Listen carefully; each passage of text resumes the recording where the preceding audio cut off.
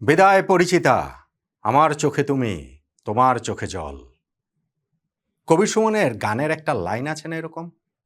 বৈভব সূর্যবংশীকে দেখে আমার মাথায় এই লাইনটাই সবার আগে চলে এলো। আহারে, 15 বছরের বাচ্চা একটা ছেলে, তার চোখে জল, এবং সেই আবেগ সামলানোর কি প্রাণপণ চেষ্টা।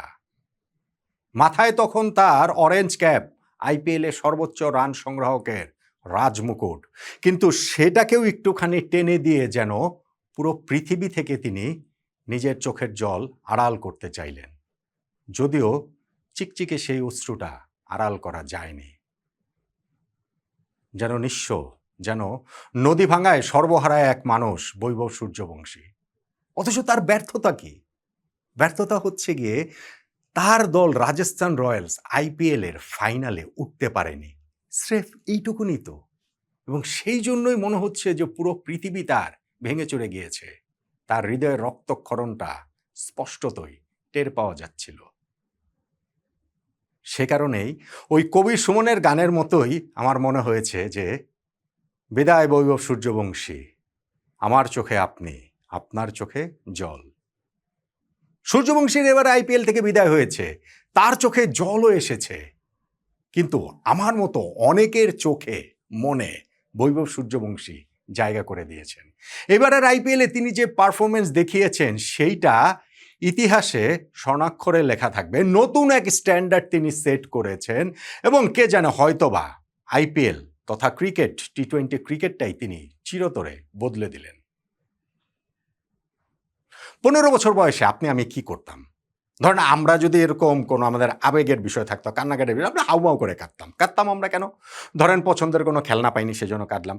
ধরেন হচ্ছে গিয়ে খেলাধুলাতে মারামারি করতে গিয়ে কান্নাকাটি হয়ে গেল, বন্ধুদের সাথে ঝগড়াই হলো, শিক্ষকের কাছে, অভিভাবকদের কাছে বেত্রাঘাতে কান্না করলাম, এই তো আমাদের কান্না ছিল। আর বৈভব সূর্যবংশীর কান্না হচ্ছে গিয়ে যে তিনি তার দলটাকে আইপিএল এর ফাইনালে নিতে পারলেন না, সেই কারণে ওই যে মাত্র একটা ম্যাচের দূরত্বে ছিলেন, ওই যে সেকেন্ড কোয়ালিফায়ার ম্যাচটাতে হেরে গেলেন, কিন্তু ওই পর্যন্ত যে নিয়ে এসেছেন সেইখানটাতে তার কি বিপুল বিক্রম, কি প্রবল কৃতিত্ব। বৈভব সূর্যবংশী এইবারের আইপিএলে যে পারফরমেন্স, সেইটা 15 বছর বয়সী না, ক্রিকেটেরই নতুন স্ট্যান্ডার্ড আসলে সেট করে দিয়েছেন। সূর্যবংশী এইবারের আইপিএলটা তার জন্য ছিল একটা অগ্নি পরীক্ষা।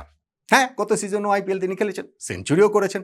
তারপরে ভারতের বিভিন্ন ঘরোয়া টুর্নামেন্ট বলেন কিংবা বয়সভিত্তিক দলে বলেন, সব জায়গাতেই তার পারফরমেন্স ছিল দুর্দান্ত। কিন্তু এবারের আইপিএলটা অগ্নি পরীক্ষা কেন? কারণ এটা তো একটা বিগ স্টেজ, এবং তিনি যে আসলে ফ্লুক কিনা সেইটা প্রমাণ হবে সেকেন্ড সিজনে। ফুটবল স্পেশাল একটা টার্ম খুব প্রচলিত রয়েছে যে সেকেন্ড সিজন সিনড্রোম, সেইটাতে আসলে সূর্যবংশীকে পেয়ে বসে কিনা। কিসের কি? সূর্যবংশী এইবারের আইপিএলে প্রমাণ করলেন যে তিনি ফ্লুক না, বরং তিনি ফ্রিক। 15 বছর বয়সে তিনি যা খেলেছেন, যে ক্রিকেটটা খেলেছেন, এটা কোনো সাধারণ বিষয় না। এইটা একটা অত্যাশ্চর্য বিষয়। ব্যাখ্যা করাটা ভীষণ ভীষণ ভীষণ রকমেরই আসলে মুশকিল। আইপিএলে রাজস্থান রয়্যালসের হয়ে বৈভব সূর্যবংশী 776 রান করেছেন, সেই জন্য তার লেগেছে মাত্র 327 বল। ওই 327 বলের মধ্যে 135টা বলকে তিনি বাউন্ডারি ছাড়া করেছেন, তার মধ্যে 4 63টি এবং ছক্কা 72টি। Strike rate 237.30। একটা সেঞ্চুরি করেছেন, সঙ্গে 50 রয়েছে আরও 5টা। এগুলো কোনোটাই কি কোনো সহজ স্বাভাবিক পরিসংখ্যান?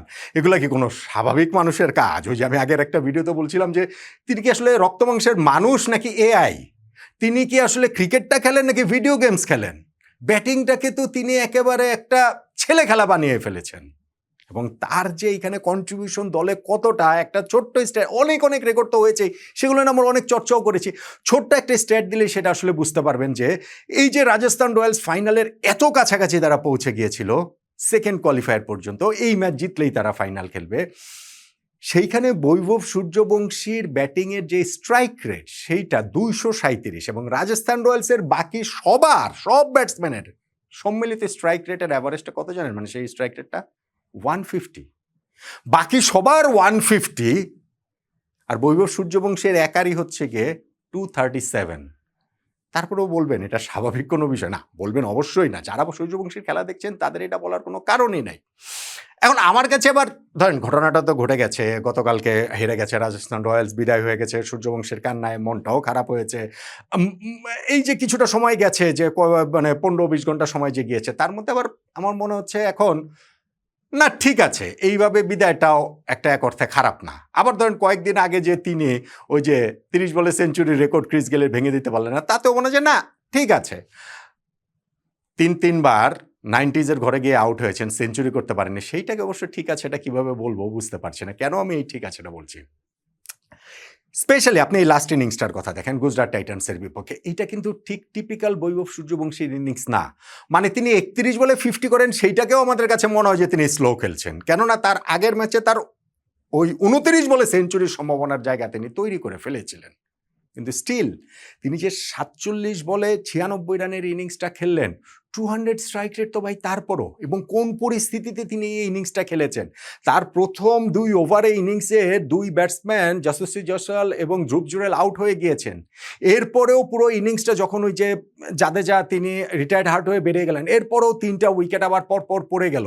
একটা বিরুদ্ধ অবস্থার মধ্যে দিয়ে তিনি যে নিজের খেলাটাকে একটুখানি অ্যাডাপ্ট করে খেলেছেন, এইটাও তো ভাই স্যালুট করার মতো, এটাও তো ভাই চ্যাম্পিয়নের মার্ক। সবসময় ওই একরকমভাবেই খেলছেন বিষয়টা তিনি সেটা নয়, কিন্তু তার স্পেশালিটির জায়গা ওইটা, এবং সেই স্পেশালিটির জায়গা এরকমই যে পাওয়ার প্লেতে তিনি এই সিজনে 21 রান মনে করে ফেলেছেন। যখন তার 500 রান হয়েছে তখন আমি কমিটিতে শুনছিলাম যে ইয়ান বিশপ জিজ্ঞেস করছিলেন, বলছিলেন আর কি, কথা বলছিলেন যে আই ওয়ান্ডার যে তিনি কত রান করেছেন বাউন্ডারি থেকে। পরে দেখা গেল যে সেই 500 রানের মধ্যে 452 রানই বাউন্ডারি থেকে তিনি করেছেন। এইটা কি কোনো সহজ স্বাভাবিক কথা, আমাকে বলেন তো দেখি। বৈভব সূর্যবংশী এই সিজনে একটা সেঞ্চুরি করেছেন, খুব সহজেই সেটা 4টা সেঞ্চুরি হতে পারতো। আমি যেটা বললাম যে 3টা ম্যাচে তিনি 90s ঘরে গিয়ে আউট হয়েছেন, কিন্তু সেইটা আবার বুঝিয়ে দেয় যে খেলাটার প্রতি তার অ্যাপ্রোচটা কি। নট নেসেসারিলি যে কোনো মাইলস্টোনের সামনে দাঁড়িয়ে থেকে তিনি হয়তো বা অন্যভাবে অ্যাপ্রোচ করেন, বিষয়টা সেটা নয়। মানে সেঞ্চুরি মিস করাটাকে আমি ভালো বলছি না, কিন্তু আমি বলছি যে ওইটাও হয়তো বা আমাদেরকে কিছুটা বুঝিয়ে দেয়। এবং ধরেন ওই যে সেঞ্চুরিটা পান নাই ক্রিস গেইলের, সেটাকে আমি বলছিলাম ভাই যে এইভাবে বিদায় হয়েছে, সেইটাকেও যে ঠিক আছে, সেটাই বলছি কেন, 15 বছর বয়সে যদি সব পেয়ে যান তাহলে আর হবেটা কি? তার তো হাঙ্গারটা থাকতে হবে, ক্ষুধাটা তো থাকতে হবে। হ্যাঁ, সূর্যবংশীর ক্যারিয়ারটা জাস্ট শুধু শুরু হচ্ছে মাত্র, কিন্তু ওই আইপিএল এর সেকেন্ড সিজনে এসে 15 বছর বয়সেই যদি দ্রুততম সেঞ্চুরি রেকর্ড হয়ে যায়, যদি আইপিএল চ্যাম্পিয়ন তিনি হয়ে যান, প্লেয়ার অফ দ্য টুর্নামেন্ট তিনি এখনো হতে পারেন, অরেঞ্জ ক্যাপটা তার অধিকারে এখনো থাকতে পারে, সেই সম্ভাবনার জায়গাটা রয়েছে। বাট স্টিল আমার কাছে মনে হয় যে কিছু কিছু না পাওয়াটা খারাপ না, মন্দ না। ভবিষ্যতের জন্য তোলা রইল, সামনের জন্য তোলা রইল, এবং ভারত জাতীয় দলে ইন্টারন্যাশনাল ক্রিকেটে বৈভব সূর্যবংশীর আসলে দ্রুততম সময়ে খেলিয়ে দেওয়াটা উচিত, সেইটাও তিনি তার এইবারের আইপিএল পারফরমেন্স দিয়ে প্রমাণ করেছেন। 15 বছর বয়সী একজন খেলছেন, আইপিএল এর মতো মঞ্চে খেলছেন, এটাই অ্যাপ্রিসিয়েট করার মতো যথেষ্ট। সেইখানটাতে তার যে পারফরমেন্স, এমন পারফরমেন্সের পর ইন্টারন্যাশনাল ক্রিকেটের ডাক পাওয়ার দাবিটা তিনি প্রবলভাবেই যে জানিয়ে রেখেছেন, সেইটা আমরা অবশ্যই বলতে পারি। এবং অবশ্যই এইটাও সঠিক যে সূর্যবংশীর ক্যারিয়ারের সূর্যটা মাত্র উদয় হচ্ছে। এই সূর্য মধ্য গগনে যেতে যেতে এখনো আরো বহুদূর। কিন্তু এই সূর্যোদয়ের সময় সূর্যবংশীর ব্যাটে যে ঝিলিকটা আমরা দেখতে পাচ্ছি, তাতে মনে হচ্ছে এই সূর্যটা যখন মধ্য গগনে চলে আসবে, ততদিনে বিশ্ব ক্রিকেট ইতিহাসের, আইপিএল না, ইন্টারন্যাশনাল ক্রিকেটের, টেস্ট ক্রিকেটের, টি-20 ক্রিকেটের, ওয়ান ডে ক্রিকেটের, আমি টেস্টও বলছি, অবভিয়াসলি টেস্টও বলছি, যে আপনার এই ব্যাটিং দেখে নাও মনে হতে পারে, কিন্তু আমি ভবিষ্যতের কথা বলছি, অনেক রেকর্ডই এই সূর্যবংশীর হয়ে যাবে, সেই আশাটা আমরা করতেই পারি। আমরা সূর্যবংশীর ক্যারিয়ারের সূর্যোদয়ের সময়টা দেখছি। আমরা সূর্যবংশীর ক্যারিয়ার যখন একেবারে সূর্য যখন মধ্য গগনে থাকবে, সেই সময়টা কি আসলে দেখতে পাবো কিনা, ওই প্রত্যাশার যে এখন আকাশচুম্বী প্রত্যাশা তাকে ঘিরে তৈরি হয়েছে, সেই প্রত্যাশা তিনি কতটা ডিল করতে পারেন। যদি করতে পারেন, তাহলে আমরা এমন স্পেশাল একটা জিনিসের সাক্ষী হচ্ছি এবং দেখতে যাচ্ছি আগামী কিছুদিনে, কয়েক বছরে, ধরেন আগামী 10 বছর 15 বছরে, অমন কিছু হয়তোবা ক্রিকেট ইতিহাসে কেউ কখনোই দেখেননি বৈভব সূর্যবংশী যেটা করতে যাচ্ছেন, যদি তিনি তার এই প্রতিশ্রুতিটা পূরণ করতে পারেন। পারবেন সূর্যবংশী?